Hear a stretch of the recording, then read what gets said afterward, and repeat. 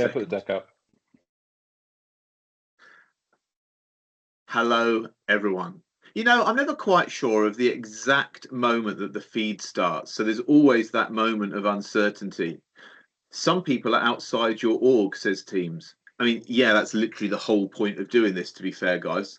Wouldn't be much of a webinar if it was just us talking to each other. Hello, welcome.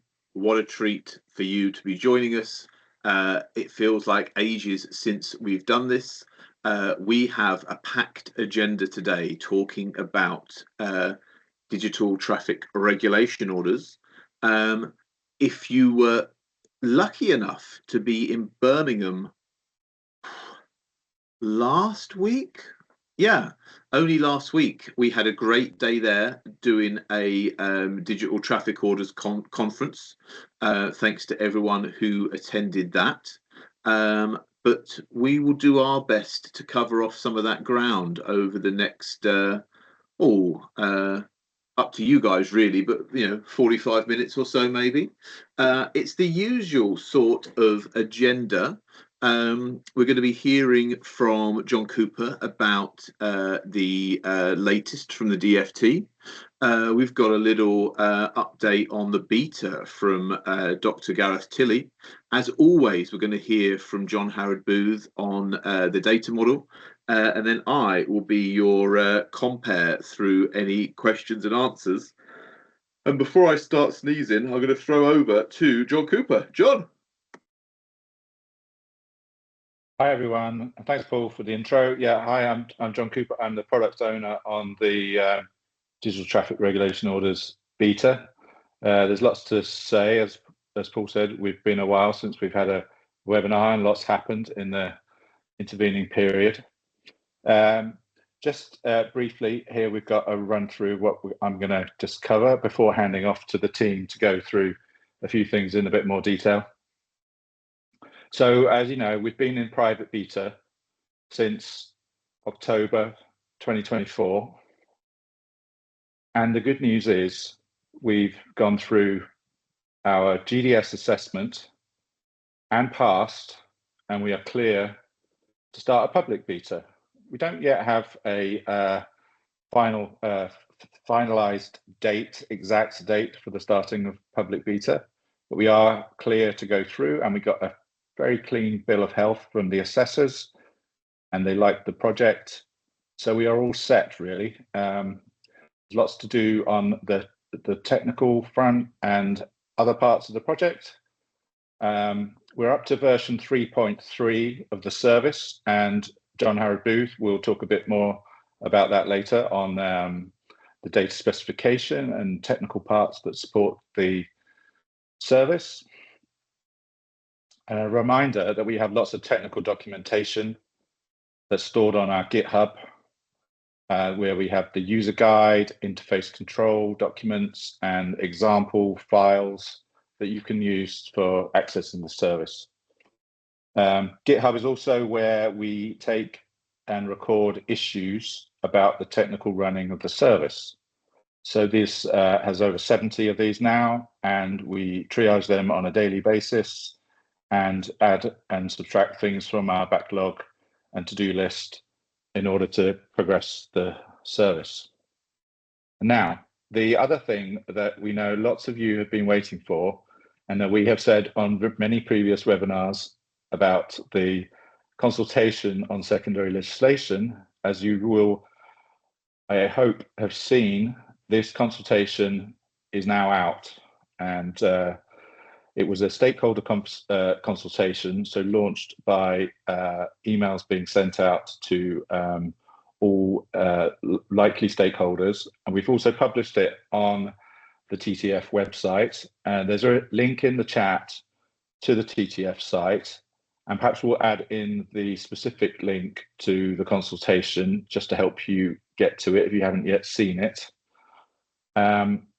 The deadline on that consultation is 21st March, so there's still some time to go. Just a general plug for the TTF website and our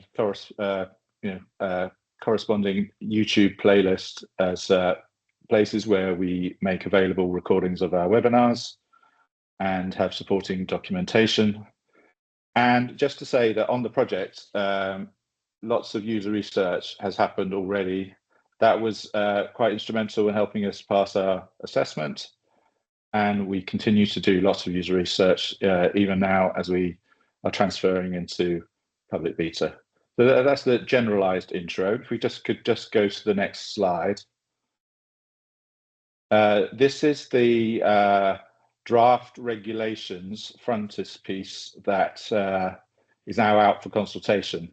And so when the consultation is all dealt with and a response is drafted, these will see the light of actual regulations that go into place. So that's all quite good, because it helps us in that the regulations set out exactly what is and isn't in scope of the D-TRO service. Next slide, please. Service assessment, just a further word on what service assessment is. The DFT requires that digital services that are made by teams in DFT are assessed. And depending on what type of service and how many transactions we have on the service, it's either dealt with by the DVLA assessors, and that was us in this case. And bigger services, like where there are millions of transactions a day, say, they get dealt with by the all Cabinet Office assessments. There's 14 service standards, and we passed against all of them. So there's very good news. And I think at this point, that's enough for me going on about how we've been doing. And I'll hand over to Gareth, or back to Paul maybe first, just so that we can run through in a bit more detail what we've been doing in beta and we will continue to do in public beta. Thanks very much. Thanks, John. The sneezes have gone away, guys, don't worry. Not every webinar you hear the word frontispiece, is it? Little cut above for you on the D-TRO webinars, guys. I'm not sure I'd have the confidence to say that word out loud myself. Well done, John. Let's hear now from a man who definitely has dealt with a frontispiece or two in his time. It's Gareth Tilley. Thanks, Paul. Right. I've never been introduced like that either, so that's a first, isn't it? What I wanted to do was just give some of the headline figures we've got around public beta, private beta, and the production environment, and then kind of what that means for us in terms of the service and some of the exciting things we've already been able to see. So big news as of today, we've hit our 6,000 D-TRO in the service, so that's great news for us. We're getting a real regular throughput now of D-TROs into the service, so around 100 a day, and that's mean that we've hit this really important milestone for us. In terms of production, we've got 8 organisations who are using the service. 3 of those are what we call digital solution providers, and they've linked their publishing on behalf of 22 TRA, so effectively 22 local authorities. So that's all operational in the production environment at the moment. We've got a local authority as well who is self-publishing. They're onboarded onto the environment. And then to extract that really good data, that important data, we've got 5 data consumers who are also onboarded, fully onboarded onto production. So I just wanted to give an example of what that means, and this is an example of what we showed in the service assessment that John was talking about earlier. So this is an example. Our friends at Causeway provided this. So this is the development of a TRO in their system. This is around a bus stop. That's been created in their service.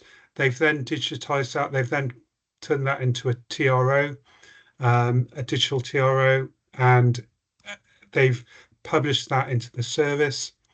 And then our friends at Google, they've then consumed that TRO and they've mapped that onto the Google Maps. So that's the normal plane map on the left-hand side, and then that's a kind of satellite view which I'm sure we've all seen on the right-hand side. So that whole chain, that end-to-end of a TRO being created in a solution provided by a DSP, by a local authority, all the way through now to Google extracting that data and being able to put that into their service. That changed, what we always envisaged. It's, when we were talking to the assessors about how we could demonstrate what is essentially an API first service, that's the end-to-end journey we wanted to be able to show. So yeah, we were really pleased and excited to be able to demonstrate that. And we're looking forward to seeing a lot more examples, a lot more of that going on in the future, which brings me on to the next slide I've got. So it's really now we've got the production environment up and running. We're getting a lot of TROs published into the environment. So it's really, we're really thinking in the program about how we can maximize the best value from that data. We're already having like some dialogue with different people on that. So one is just around blending that data with different data sets. So one is bus data, bus real-time data, and we're one of the data consumers is already looking at that. And I saw some really impressive work they've already done about blending TRO data into bus real-time data and scheduling data. And then the other thing we've talked about and is around blending in with data sets such as the urban traffic management control data set. So ensuring that any TRO data and information is into the traffic management centers as well. But another example is actually we've been talking to some of the blue light services as well. And they've, it's really critical that they understand any road closures and any impact on any TRO sets that would have on how they're running their services. So we're doing some user research in that space quite proactively at the moment, and hoping to use that really valuable data we've now got in the service for blue light services as well. What we'd like though, it's really a call today is very much if you've got an area, if your local authority in particular, where you think this TRO data set could be now it's in a more accessible manner, could be blended with useful data sets that you've got or other services or systems, let us know. We'd be really keen to understand those and develop the use cases a lot more strongly in that area. So yeah, please get in touch. We've got the details at the end of the deck, but the email of dtro@dft.gov.uk is a good way of finding us. I think, Paul, that was the main headlines that I wanted to cover. Beautifully presented, Gareth. Couldn't have done it better myself. Loving your work. There's a great question in the chat, actually, and I'm going to go, if I may, to Gabriel. How long does it take for the TRO information to transfer to Google to use? Now, I think it's pretty quick, Gab, but have you got any thoughts on that? Yeah, so I think it's a matter of the consumer, which is, Google that consume that, and I think by the magnitude of the company, they can have it very fast, and consume it and put it into their systems. So I don't think that's a problem for them. Thank you so much. There's another question in the chat from Derek Twigg talking about amending the legislation and whatnot to include things. I don't understand the concern really, Derek. I mean, what does it matter if it's in the legislation or not? If you've got it, send it in to us, I would say. Sally Kendall said last week on stage in Birmingham that the legislation's the legislation, but we can just set up D-TRO to accept whatever we want. We don't need to be bogged down by what's in the legislation. Let's dream bigger, gang. Talking of dreaming bigger, a man who is much more capable of that than me, John Harrod Booth, ladies and gentlemen. What would you like to tell us, John? Thank you, Paul. I like the upspinning. I'm going to keep this relatively brief. I do recognise, and it was a comment that's been made in a couple of these webinars, that Not everybody has been seasoned. They're not 7 webinars in with us, and this might be relatively new to them. So I'll certainly start off talking about the data specification as to really why it's there, what it is. So we have a data specification, and that is linked across to the proposed secondary legislation, and that lays out how we expect data to be structured and how you can access the service to submit data and extract data. And as John Cooper mentioned, the data specification is actually a layered set of documents. So there's behind it all, there's a data model that then turns into a data schema, which is in JavaScript notation, JSON, and that's really how the data is structured. We have interface control documents, which describe all of the application programming interface endpoints that you can either submit data to or extract data from. We have validation rules, we have examples that supplement that, and we have a user guide to the data model as well. So there's a set of documentation, and that will continue to grow. The latest version of that is version 3.3. We have a slight variant, because normally we'd say it's 3.3 and there's no qualification needed. We did release a slight update to the schema because we've been doing work in the background to try and tighten the validation rules. That makes it sound rather punitive, but it's not. It simply means that if you are sending us data that purports to be, for example, a date relating to something, we actually check it's a date. And things that are a number, you know, so very basic validation, which previously wasn't there in the system. And so we've been introducing that, and we will continue to strengthen that, but that's mean we've had a slight update recently. As I said, we are tightening the validation, and we are trying to improve the way the schema's defined. So we're in weekly conversations with the developers about trying to improve the integrity of that and how that process is. The expectation is that the next major release will come towards the end of March, early April, and that really is sweeping up as many of the comments that have come through, either comments raised on issues within GitHub or have come through emails coming into the D-TRO service, the support desk, and trying to pick up and bring as many of those as we can into play within the next version. And that was all I was going to say at this point. So I'll go back to you, Paul.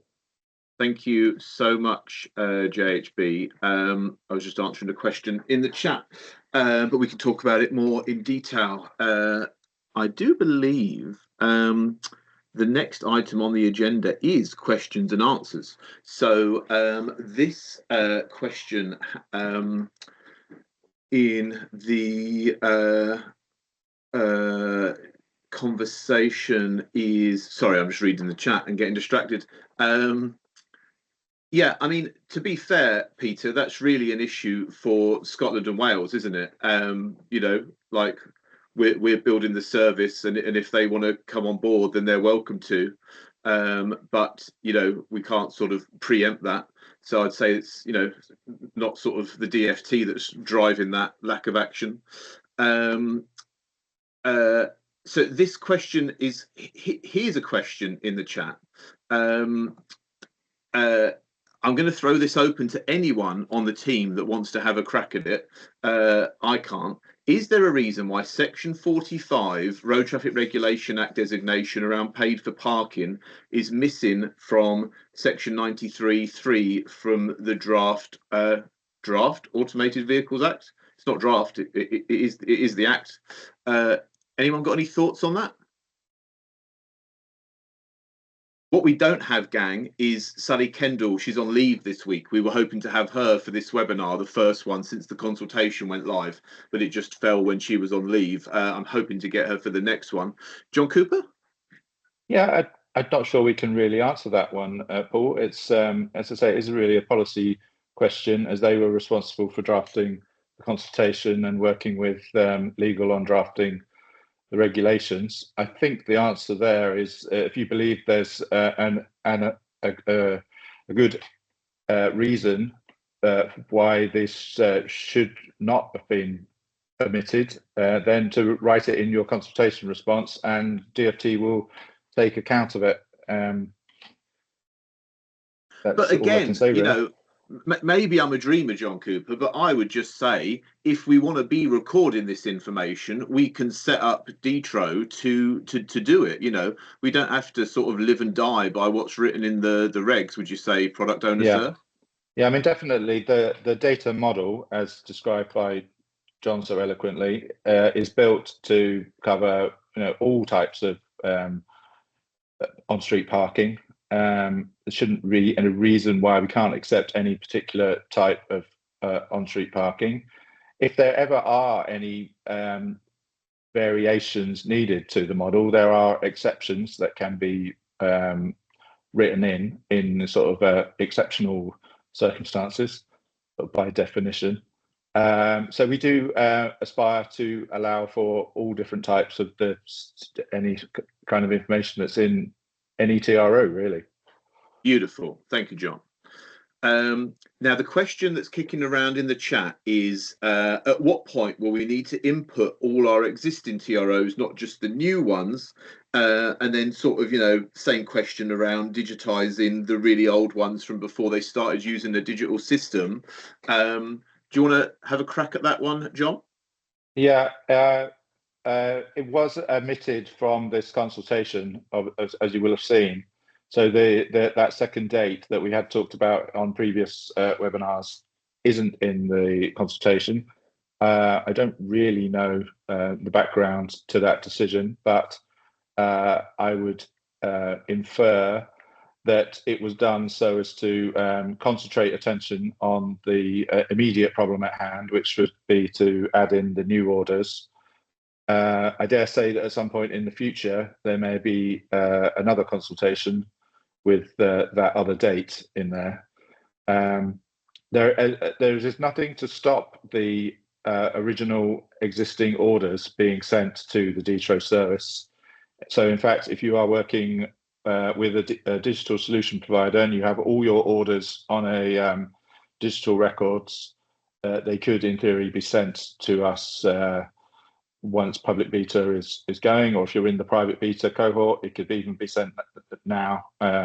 We have seen some orders that are sort of from dates before the D-TRO service started being sent in, along with lots of new ones that are also going in right now. So again, really that same point about there's no reason to stop any types of orders coming in. As to when will there be a mandated point for the archive of old orders to come in, we'll have to wait and see what transpires with any future consultation. Yeah, and if you've got your parking orders digitized but not your moving traffic, you know, we're quite happy to take the parking ones, and some point later in the decade maybe you sort out the moving traffic, you know. Now I'm going to throw this one to John Harrod Booth. You've given a thumbs up to the answer, JHB. I understand that diversion routes will be required. My question is just around required versus available to include. My answer is somewhat caveated by what the content of the secondary legislation is, and the secondary legislation says yes, you shall supply them. So right, I knew that. I was just testing you. That's the reason for my answer.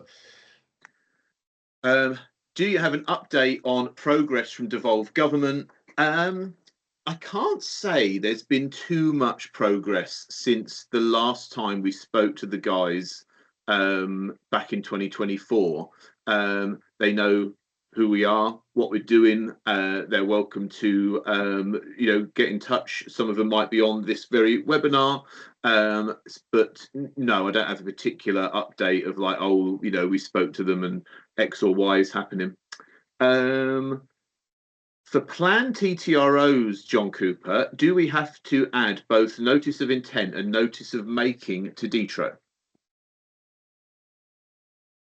Yeah, I believe so. There is a set of parameters that is required in the data model. John would know perhaps in more detail exactly what those ones are called.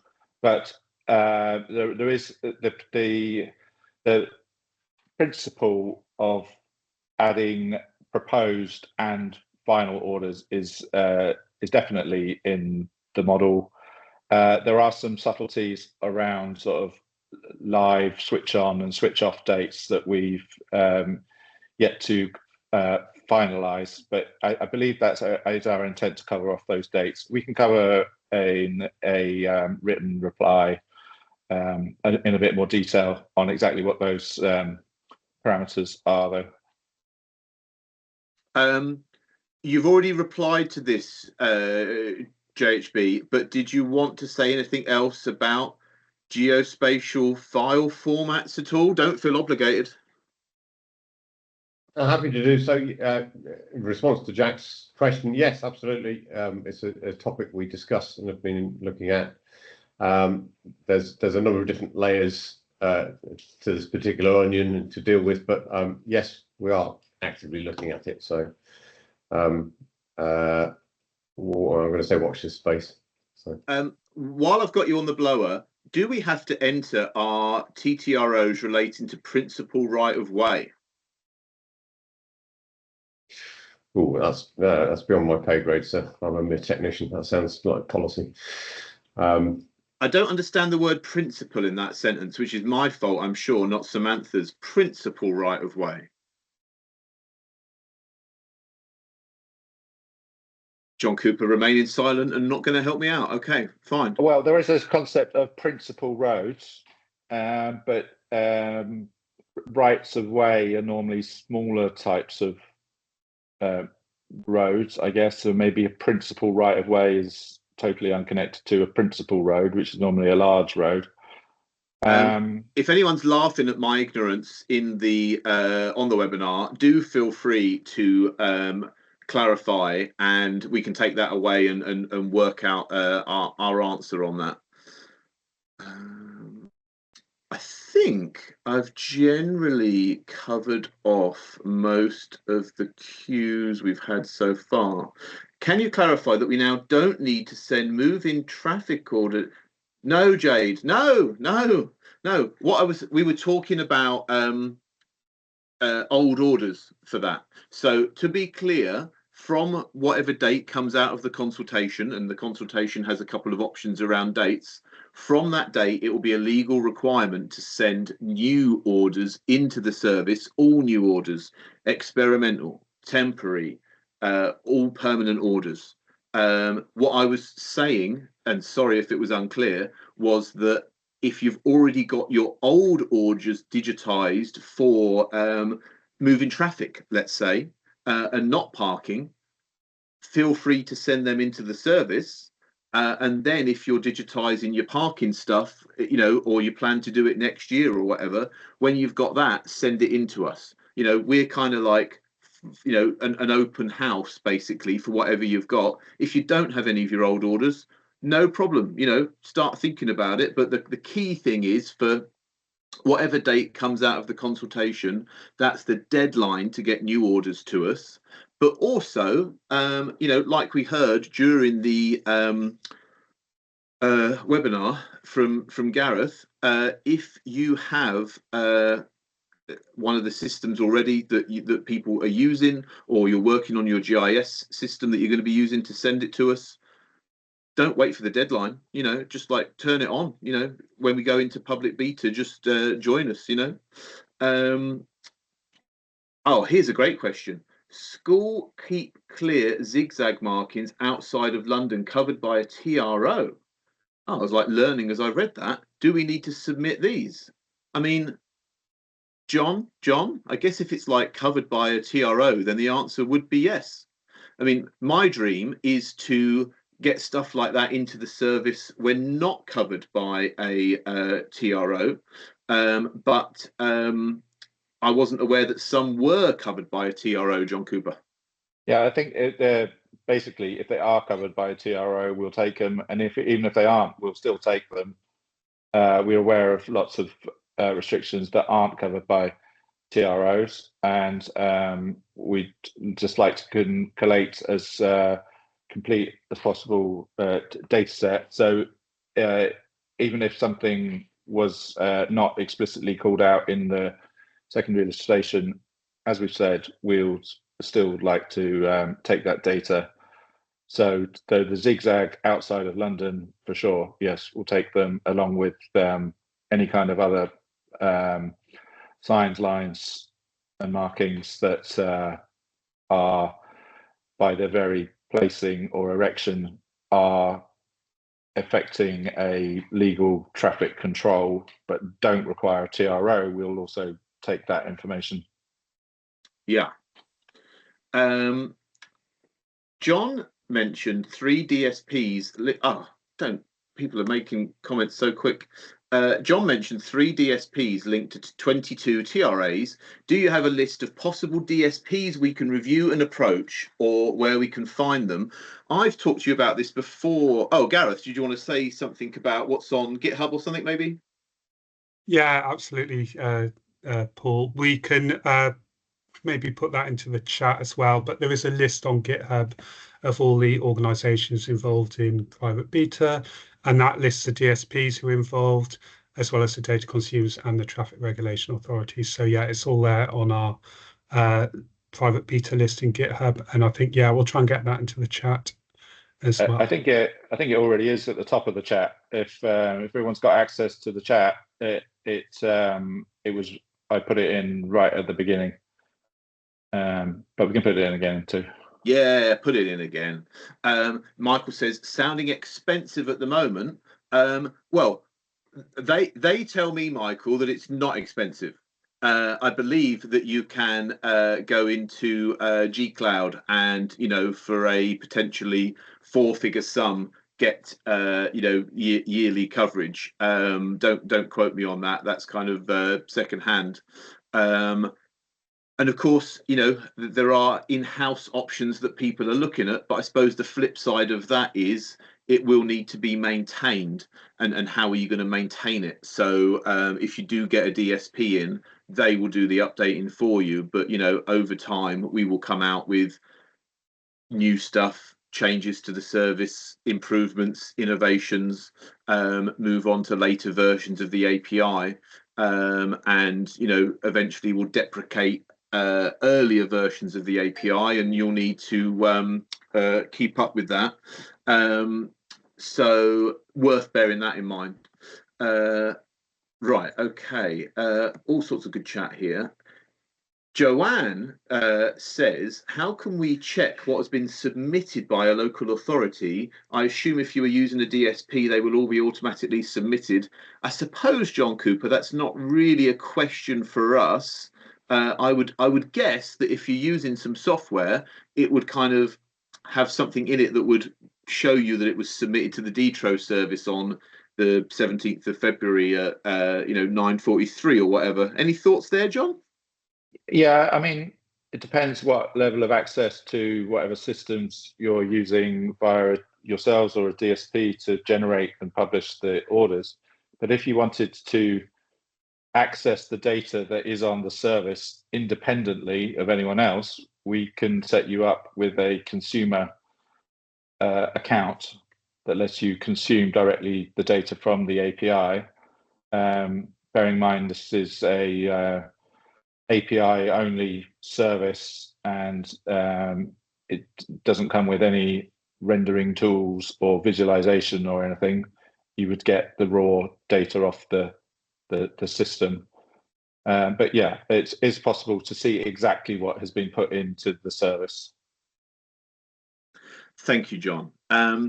In Cornwall, we consolidated all old waiting restrictions, all is in capital letters, when we started digital orders last year, which means there are no outstanding old orders to add in. All right, Gary, no one likes a show off, mate. So my question is whether old orders should simply be added to our digital service provider, or whether it is considered best to consolidate into new dedicated digital orders. Don't know who fancies a crack at that one. Certainly not me.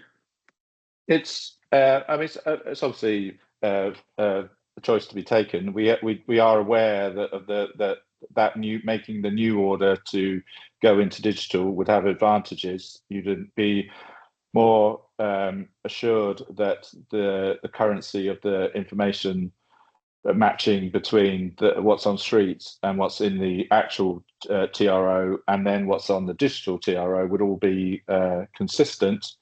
But it's a individual decision really to be taken. I don't think we can really say either way which way we say is best. Right.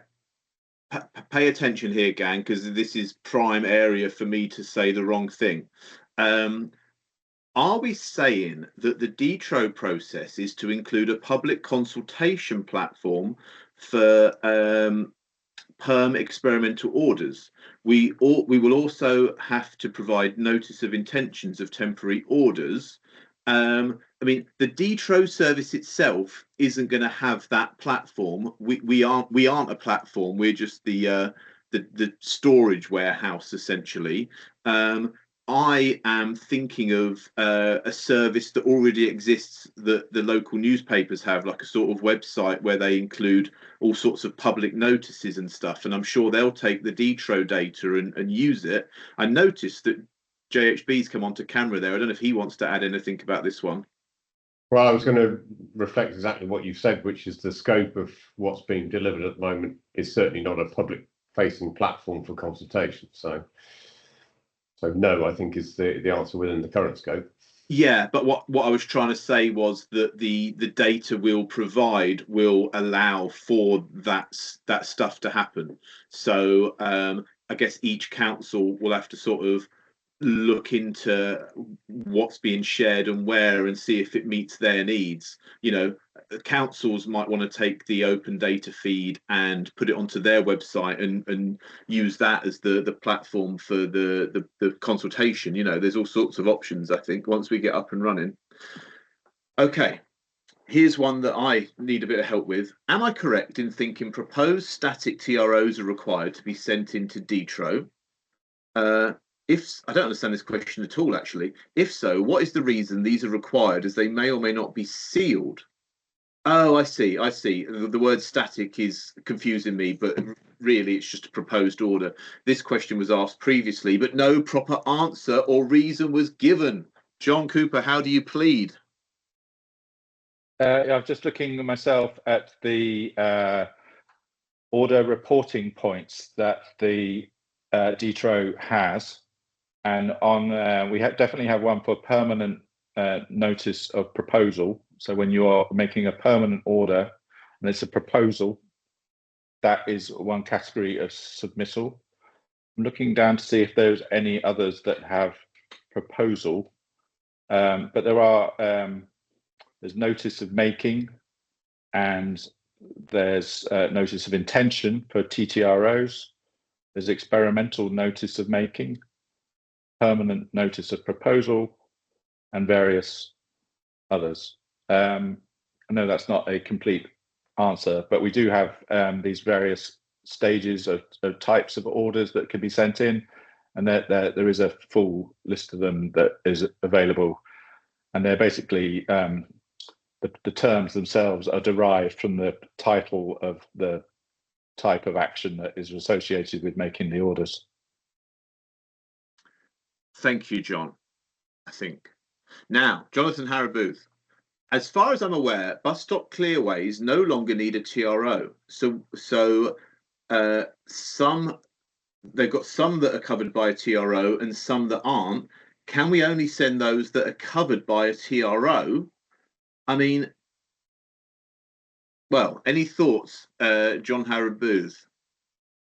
As you mentioned my name, I thought you were going to go to John Cooper for this, but the data model, as you've inferred, Paul, the data model extends beyond the narrow definition of what's in scope, and there are options to put in additional information. What I would say is we don't imagine that we've potentially covered everything that might arise, and we've already had discussions come back from some of the software developers who say, oh, it would be useful if you included additional types of regulation and other bits and pieces, some of which are clearly not in TRO land. from a technical viewpoint, we will take those on board and try to provide that capability. What you're legally required to do, of course, is a slightly different position. I'm not going to go there. So, thank you, John. Just don't mind me just looking up bus stop clearway. Now, Jade has set me straight here. That is not correct. It is expensive, as it is much more involved than that as a project for councils. Yes, take the point, Jade. Good for me to be hit with a dose of reality now and again. I suppose the flip side of that is that, you know, there's already like 100 councils that are using software for submitting traffic, for creating traffic orders, and you know, some of them have done it for a decade or more, and so yeah, it's a big world out there of different levels of readiness, I suppose. But yeah, fair point. Easy for me to sit here and say these things, guys. I am aware of that. Mandatory cycle lanes, bus stops are TSRGD introduced, so are not part of what is required to be submitted. Okay. Sarah says 15k per year from one DSP. Yeah, for sure. I'm sure there would be different prices from different people. Yeah. More talk, more red hot chat about bus stop clearways. Can you please clarify what the benefit of D-TRO is to councils? Yeah, we've got a rather nice slide for that, I think, actually. John Cooper, would you like to comment at all on the benefits for councils? I've been dreaming a little bit lately, actually, about, and Gareth helped me with this, of the idea of having, you know, your traffic control centres that people have got around the country with information from street manager, bus open data, UTMC, and D-TRO as well, you know, and kind of bringing all this stuff together in one place and having all this data available. I also think it's probably going to be a benefit to utility companies applying for permits to be able to see what the you know, the parking situation is where they're trying to apply for, what the speed limit is, so they know what the traffic management information is. You know, we were kind of talking about this stuff earlier today. How about any thoughts from yourself, Dr. Gareth? Yeah, I think it's a really good point, and would really welcome any local authorities out there who are interested in thinking about how they can maximise that D-TRO data we've got, because we're certainly sure there's synergies and there's good uses that can be done with a local authority around urban traffic management control, like I said. So ensuring that the mapping and in those systems is accurate against what's going on in terms of TROs, in terms of certainly temporary orders, to make sure that, you know, teams in the traffic management control department kind of got everything into their systems. As I said, we've already had some dialogue with data consumers on blending TRO data with bus data. So that's around potentially doing automatic rescheduling. If there's a diversion route put into the TRO, then they can already, you know, automatically set that up for the operators, for example, on the basis they know that a TRO is going to be in place. So there's just a couple of use cases there we're already aware of in dialogue with folk on. The other one I mentioned is blue light vehicles. So there's a real issue around knowing road closures and scheduling and dispatching blue light vehicles. So these are really good use cases, which will impact on local authorities on how they're working, aside from the kind of immediate and the other immediate benefits. But I would reiterate, if you want to get involved, if you've got any good ideas, let us know, because we're really keen to set up those data sharing opportunities. Thanks, Gareth. There's a comment. It sounds to me like we need to be really clear around this, you know, prospective versus made order thing. So Let's take that on board, Gareth, John, and clarify that in the FAQ. I think that will be a good thing. Yeah. Peter says, we will only be submitting what we are legally required to provide. I can't really get my head around that sort of very narrow focus, to be honest. Like, if you've got this information in your system that can benefit the people that live in your area, I don't know why you wouldn't share it, really, in this sort of modern digital world. But you know, I'm sure I'm missing some stuff there. Steve is more on my wavelength. Is there anything to stop us submitting more information rather than less? No, Steve. You know, that's what I'm trying to say here. Like, you know, the legislation only needs to be the launching ground, really. Like, you know, I don't know why we need to die on the rocks of what's in the legislation. Let's think about what we need in the service. So if you've got things that go beyond, you know, fantastic. And once we get into public beta, we'll start to understand what we need, start to understand what information people have got. People have been recording all sorts of information in systems for years. You know, the yellow box junctions is the easy example, but you know, we can see in the chat stuff about zigzag markings and all that great stuff. So you know, the legislation is just a launching point for me, really, to have information for road users in England, basically. Here's a question. Oh my ears and whiskers. Sorry if I've missed this, John Harrod Booth, but how will all of the TRO conditions and exemptions be incorporated? Great question. I look forward to finding out the answer. Yeah, it's a good question. And there isn't an easy answer. So part of the discussion that we've been having with the policy side of DFT is to try and strike an appropriate balance. You can find orders which have crazily specific exemptions, you know, sort of Mrs. Brown at number 23 type exemptions.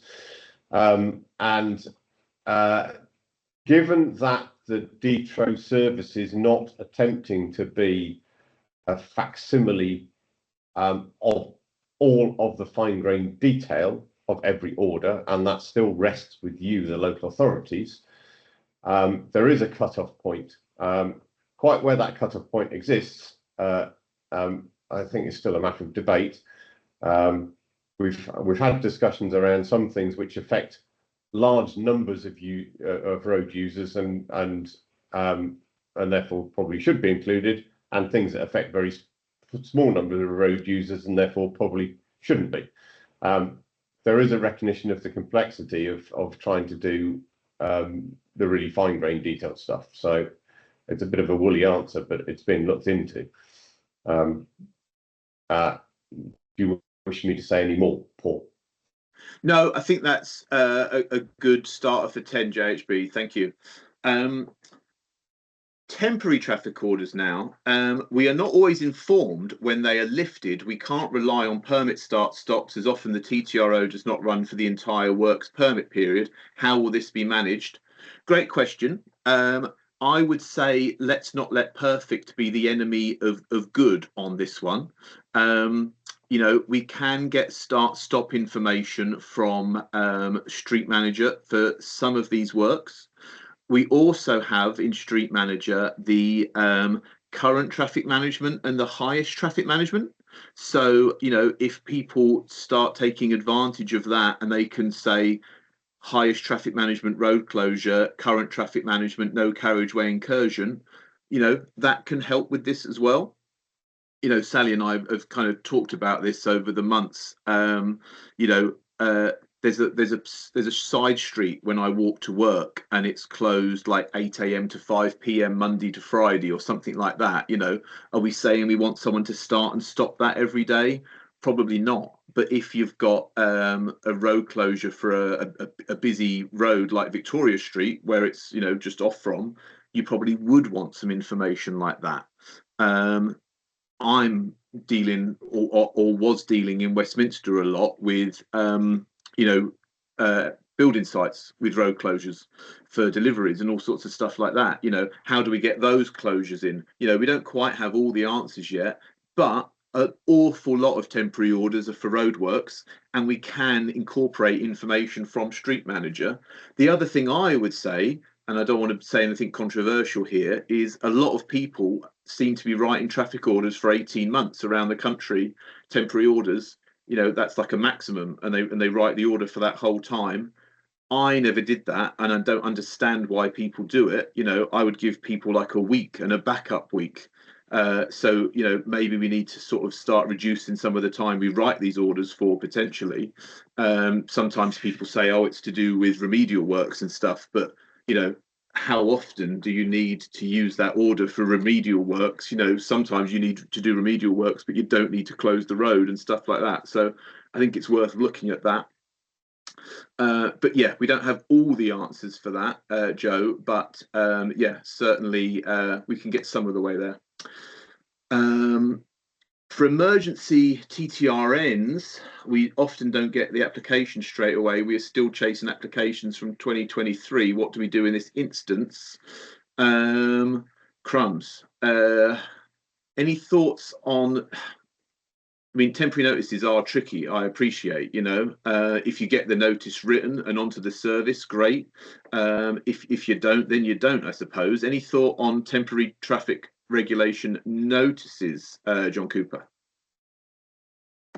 I can't say it's my area of expertise, really, I'm afraid. But probably we'll have to consult on policy side with and come back to you on. Where are the discussions up to with insurance companies, consumers, etc., regarding liabilities if the data is incorrect as supplied to the hub, as there will be many providers to the hub doing it their own way? Gareth, John, any thoughts on that in your stakeholder relations discussions, or maybe how the T's and C's are worded for consumers?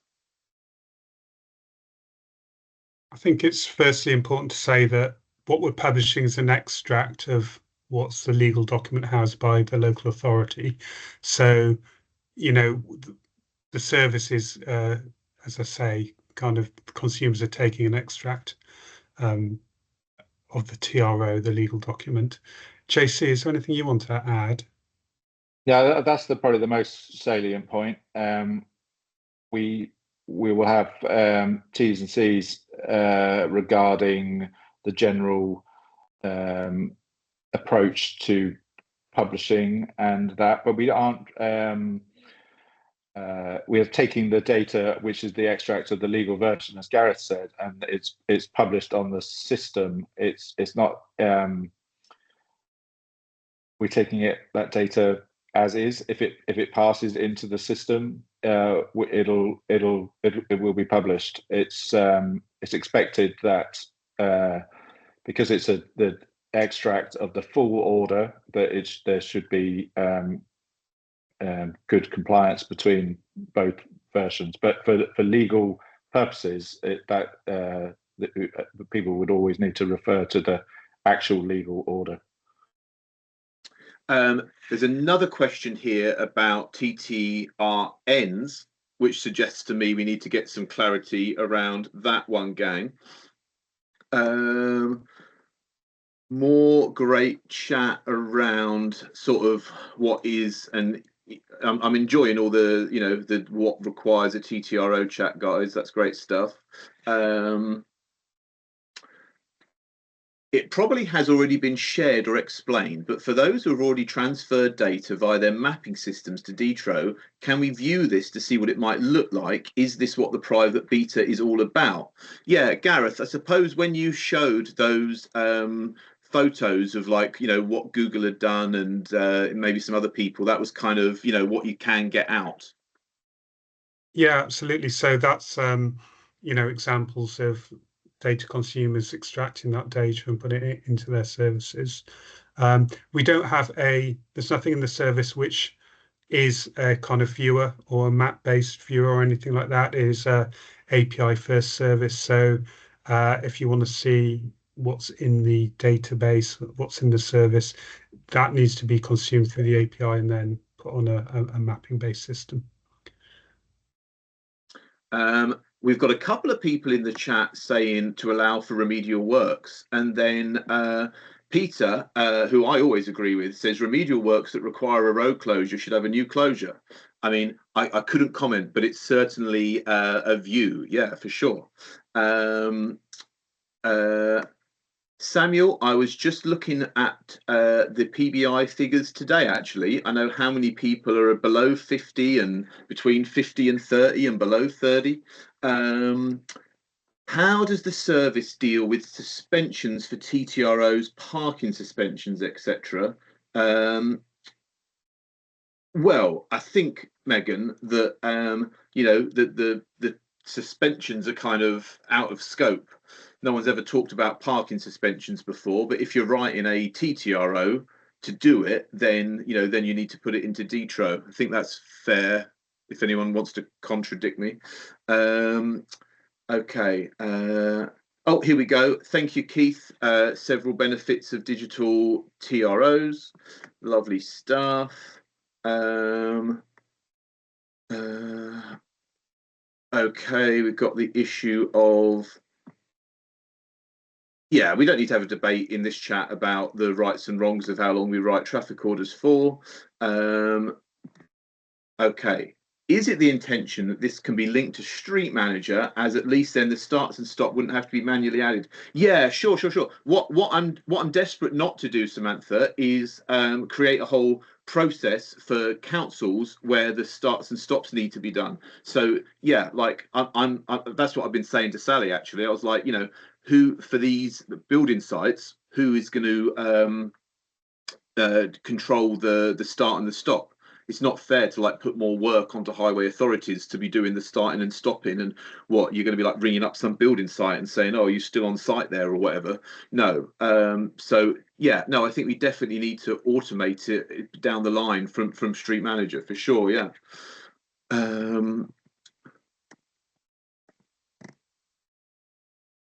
Making the utility wait for another 3 months to create a new order would be unacceptable. Well, I give them the week and give them the backup week, and if they want to use it, they can use it, and if they don't, then that's sort of on them, some might say. There was a question.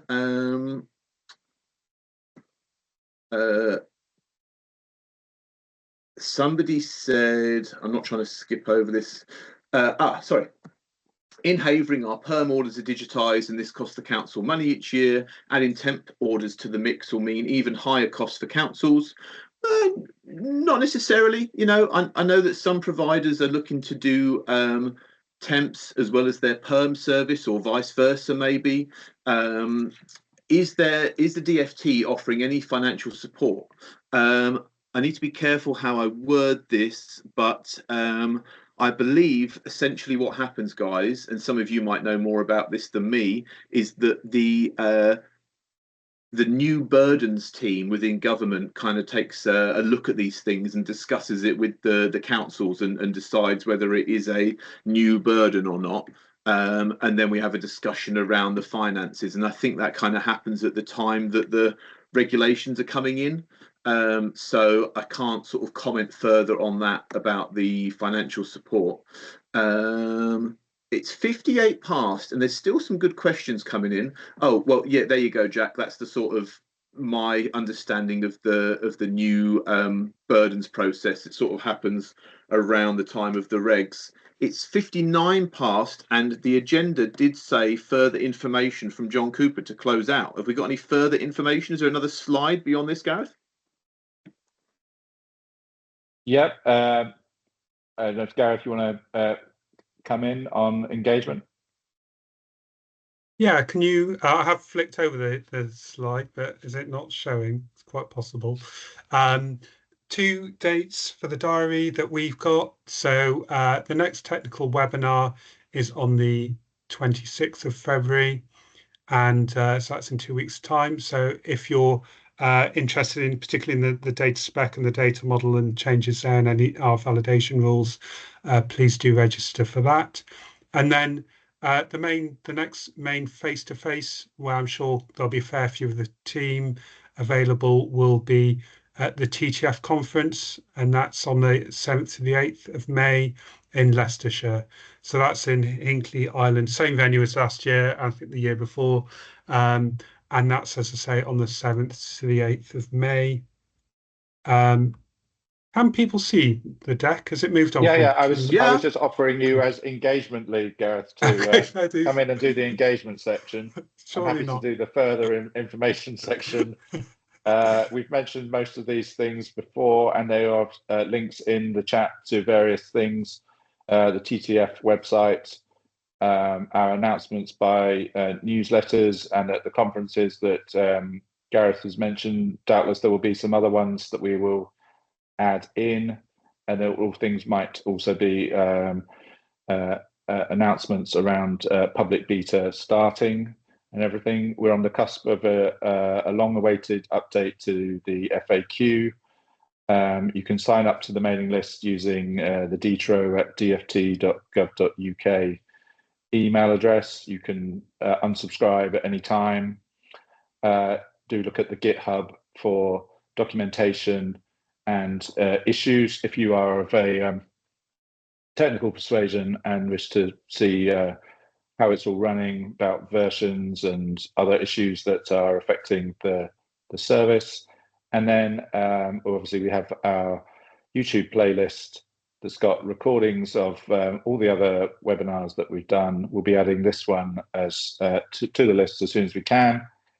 And don't forget the next technical webinar as well. I think was mentioned earlier on exactly the date.